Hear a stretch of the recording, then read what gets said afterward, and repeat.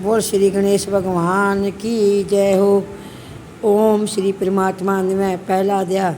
धृतराष्ट्र बोले, हे संजय, धर्मभूमि कुलक्षेत्र में इकट्ठे हुए युद्ध के इच्छा वाले मेरे और पांडव के पुत्र ने क्या किया।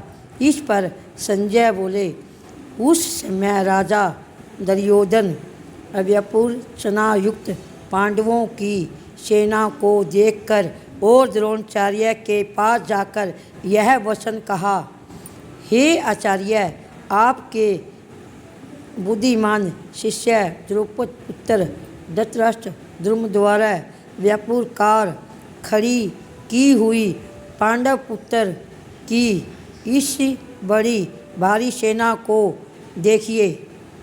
इस सेना में बड़े बड़े धनुष वाले और युद्ध में भूमि और अर्जुन के समान बहुत से सूर वाले हैं, जैसे सात्विक और विराट तथा महारथी राजा द्रुपद और 10 कृष्ण सकीतान तथा बलवान काशीराज पुरुजित कुंती भोज और मनुष्य में श्रेष्ठ शिव्य और पराक्रमी युधामनु तथा बलवान उत्तम मोज सुभद्रा पुत्र अभिमन्यु और द्रौपदी के पांचों पुत्र, ये सभी महारथी हैं।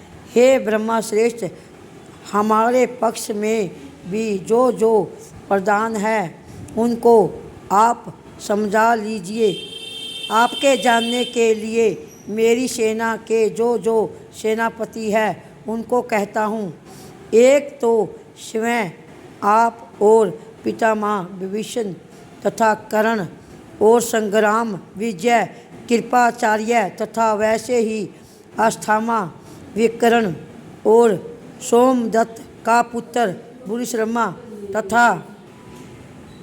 तथा और भी बहुत से शूरवीर अनेक प्रकार के अस्त्रों से युक्त मेरे लिए जीवन की आशाओं को त्यागने वाले सब के सब युद्ध में चतुर है।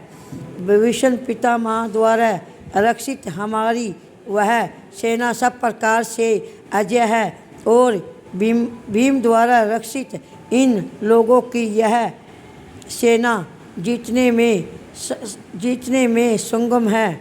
इसलिए सब मोर्चों पर अपनी अपनी जगह स्थित रहते हुए आप लोग सब के सब ही निसंदेह भीष्म पितामह के ही सब ओर से रक्षा करें। इस प्रकार द्रोणाचार्य से कहते हुए दुर्योधन वचनों को सुनकर कौरव में बूढ़े प्रतापी पितामह भीष्म ने उसे दुर्योधन के हृदय में हर्ष उत्पन्न करते हुए ऊंचे स्वर से सिंह की नाद के समान गर्ज कर शंखा बजाई। उसके प्रांत शंखा और नगारे तथा ढोल मृदंगे और नरसिंगासादि बाजे एक साथ ही बजे। उनका वह शब्द बड़ा भयंकर हुआ। उसके अंतर सफ़ेद घोड़े से युक्त उत्तम रथों में बड़े बड़े हुए श्री कृष्ण महाराज और अर्जुन भी अलौकिक शंखा बजाए। उनमें श्री कृष्ण महाराज ने पांचजन्य नामक शंखा और अर्जुन ने देवदत्त नामक शंखा बजाई। भयानक कर्म वाले भीमसेना ने पांडु नामक महाशंखा बजाई। कुंती पुत्र राजा युधिष्ठिर ने आनुत विजय नामक शंखा और नकुल तथा सहदेव ने संघोष और मणिपुषक नाम वाले शंखा बजाई। श्रेष्ठ धनुष वाले काशी राज और महारथी सकंडी और दुष्टदुम्न तथा राजा विराट और अजय सात्विक तथा राज द्रुपद और द्रौपदी के पांचों पुत्र और बड़ी भुजा वाले सुभद्रा पुत्र अभिमन्यु, इन सबने राजन अलग अलग शंखाएँ बजाई और उसके भयानक शब्द से आकाश और पृथ्वी को भी सभ्यमान करते हुए धृतराष्ट्र पुत्रों का हृदय विदीर्ण कर दिया। हे राजन, उसके प्रांत कपिध्वज अर्जुन ने खड़े हुए धृतराष्ट्र पुत्रों को देखकर उस शास्त्र चलने की तैयारी की समय धनुष उठाकर ऋषिकेश श्री कृष्ण महाराज से यह वचन कहा, हे अच्युत, मेरे रथ को दोनों सेनाओं के बीच में खड़ा कीजिए, जब तक मैं इन क्षितिज हुए युद्ध की कामनाओं को अच्छी प्रकार देख ना लूँ। उसके युद्ध भूमि में विपार मुझे किन किन के साथ युद्ध करना योग्य है। दुर्बुद्धि दुर्योधन का युद्ध में कल्याण चाहने वाले जो ये महाराज लोग इस सेना में आए हैं, उन युद्ध करने वाले को मैं देखूंगा। संजय बोला, हे धृतराष्ट्र, अर्जुन द्वारा इस प्रकार कहे हुए महाराज श्री कृष्णचंद्र ने दोनों सेनाओं के बीच में भविष्य और द्रोणाचार्य के सामने और संपूर्ण राजाओं के सामने उत्तम रथ को खड़ा करके ऐसे ऐसे कहा कि हे पार्थ, इन्हें इकट्ठे हुए कौरव को देखो।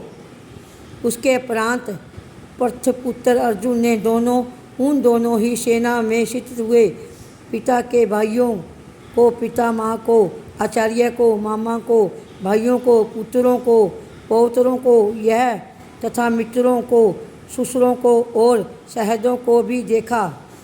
इस प्रकार उन्हें खड़े हुए संपूर्ण बंधुओं को देखकर वह अंतित कुन्ना से युक्त हुए कुंती पुत्र अर्जुन शोक करते हुए यह बोले, हे कृष्ण, इस युद्ध की इच्छा वाले खड़े हुए सर्व जन समुद्रों को देखकर मेरे अंग शीतल हुए जाते हैं और मुख भी सूखा जाता है और मेरे शरीर में कंप तथा रोमांच होता है तथा हाथ में से ग्रीवा धनुष गिरता है तथा त्वचा भी बहुत जलती है तथा मेरा मन भ्रमित सा हो रहा है, इसलिए मैं खड़े रहने को भी समर्थ नहीं हूँ। हे केशव, लक्ष्य को भी विपरीत ही देखता हूँ तथा युद्ध में अपने कुल को मारकर कल्याण भी नहीं देखता हूँ। हे कृष्ण, मैं विजय नहीं चाहता हूँ और राजा तथा सुखों को भी नहीं चाहता हूँ।